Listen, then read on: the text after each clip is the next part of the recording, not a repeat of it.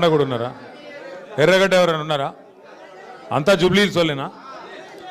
మీరు హైదరాబాద్లో పోయినసారి కూడా 2023లో కూడా ఆ రోజు కాంగ్రెస్ వాళ్ళు చెప్పిన కాకమ్మ కథలు ఇనలేదు. అప్పుడు కూడా మీరు దయతోని మీ ఆశీర్వాదంతో అప్పుడు కూడా కేసీఆర్ రావాలని చెప్పి మీరు ఓటేసింది.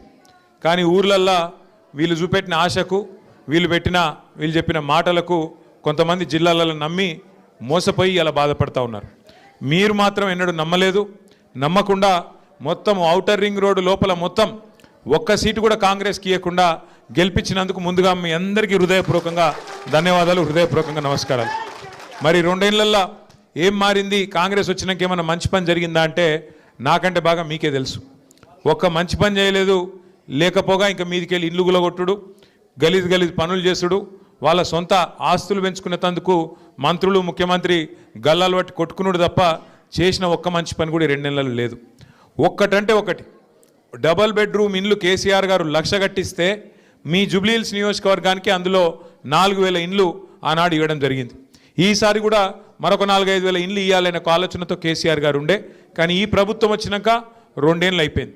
2 ఏళ్లలో ఒక్క ఇల్లు కట్టలేదు, ఒక్క రూపాయి శాంక్షన్ చేయలేదు, ఒక్క గరీబోనికి కూడా కొత్తగా ఒక స్కీమ్ పెట్టలేదు. ఏమన్నా మాట్లాడితే ఇక ఫ్రీ బస్ పెట్టినాం కదా అంటారు. ఇక ఫ్రీ బస్ కథ ఏందో నాకంటే బాగా మా ఆడబిడ్డలకు తెలుసు. ఆడోళ్ళకి ఫ్రీ అట, మగోళ్ళకి డబల్ రేట్ అట. ఇక గదేం ఫ్రీ బస్సు నాకైతే అర్థం కాదు. ఆడోళ్ళకేమో ఫ్రీ అట, మళ్ళీ మీ ఇంట్లో ఉండే మగోళ్ళకి మాత్రం డబుల్ టికెట్. దాంతో ఏం లాభం ఉంటుంది? కుడి చేత్తో ఇచ్చినట్టు ఎడమ చేత్తోని గుంజుకున్నట్టు. కాబట్టి అది తప్ప చేసిందేం లేదు. ఇప్పుడు కొత్త కథ చెప్తున్నారు. జూబ్లీ హిల్స్లో కాంగ్రెస్ గెలిస్తేనే డెవలప్మెంట్ అవుతుంది అని మాట్లాడుతారు. మీకు కొద్దిగా పక్కకు ఎక్కువ దూరం లేదు, ఒక 4 కిలోమీటర్ల అవతలకి సికింద్రాబాద్ కంటోన్మెంట్ కాన్స్టిట్యున్సీ ఉన్నది. కంటోన్మెంట్లో 1.5 సంవత్సరం కిందట అక్కడ మన ఎమ్మెల్యే గారు చచ్చిపోయింది. అక్కడ మన లాస్యా నందిత చచ్చిపోతే అక్కడ ఎలక్షన్ వచ్చింది అప్పుడు పార్లమెంట్ అప్పుడు. అక్కడ కూడా ఇటువంటి కథలే చెప్పిండ్రు. 6,000 డబుల్ బెడ్రూమ్ ఇల్లు కట్టిస్తా అని చెప్పిండు ఒక మంత్రి. ఇంకొక ఆయననేమో 1,000 కోట్లు ఇస్తా అని చెప్పిండు. మీ అందరు నేను అడుగుతున్నా, జర్రంత అవతలకి మీ దోస్తులు ఉంటారు, మీ చుట్టాలు ఉంటారు, కాదంటే మీకు తెలిసిన వాళ్ళు ఉంటారు. కొద్దిగా అవతలకి ఎక్కువ దూరం లేదు, 2-3 కిలోమీటర్ల అవతలకి. ఒక్కసారి కంటోన్మెంట్లోనే అడుగురి. గెలిచి డబ్బల ఓట్లు పడ్డాక ఈ రోజు వరకు రూపాయి శాంక్షన్ అయిందా ఒక్కసారి అక్కడ ఉన్న వాళ్ళని అడగండి. దాన్ని బట్టే మీకు మొత్తం ముచ్చట అర్థమైపోతుంది. కాంగ్రెస్ వాళ్ళకి తెలిసింది ఒకటే, ఓడ మీద ఉన్నప్పుడు ఓడమల్లన్న, ఒడ్డుకెక్కినాక బోడమల్లన్న. ఒడ్డుకు ఎక్కాలే, ఇక తర్వాత జంపు కొట్టాలే, మళ్ళీ ఎవ్వడు కనబడాడు. ఒకటి యాది పెట్టుకుని ఇవాళ గల్లి తిరుగుతుండు పొన్నం ప్రభాకర్, తుమ్మల నాగేశ్వరరావు, వివేకు, ఇంకొక 2 ముగ్గురు జమైనరు.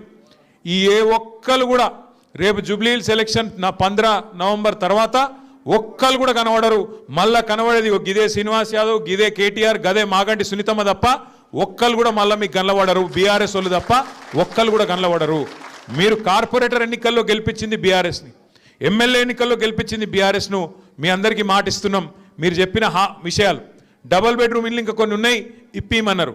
కొట్లాడి అవి కేసీఆర్ కట్టిన ఇండ్లు గల్లా పట్టుకొని కాంగ్రెస్ వల్ల గల్లా పట్టుకొని అవసరమైతే నాడి వీధిలో గుంజి మీకు ఇండ్లు ఇప్పించే బాధ్యత మాది అనే మాట నేను మీకు విజ్ఞప్తి చేస్తా ఉన్నా.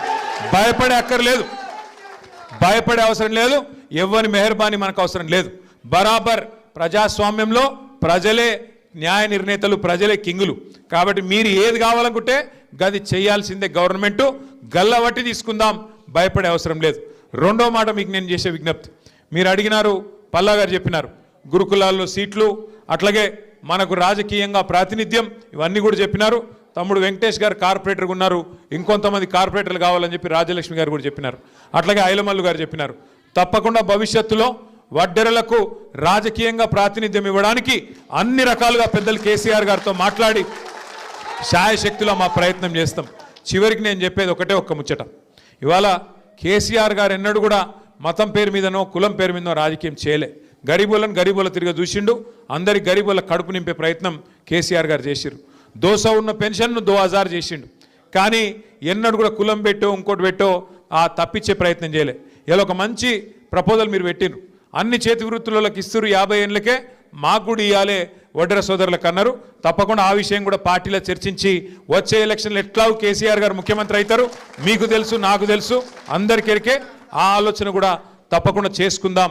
మీరు మాత్రం 11 తారీఖు నాడు తప్పకుండా మన అభ్యర్థి గోపీనాథ్ భార్య సునీతమ్మను గెలిపించి కేసీఆర్ గారిని మరింత శక్తివంతుని చేసి, ఈడికెళ్ళే మొదలైంది కేసీఆర్ మళ్ళీ తిరిగి వస్తుండు, తప్పకుండా జుబ్లీహిల్స్కి వెళ్ళే కథ మొదలైంది అన్నట్టు మీ తీర్పు ఉండాలి.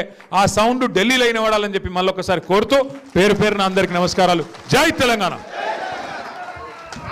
అందరికీ ధన్యవాదాలు. అందరికీ కూడా భోజనాలు ఏర్పాటు చేయబడ్డాయి. మొత్తం కూడా ఎవరు కూడా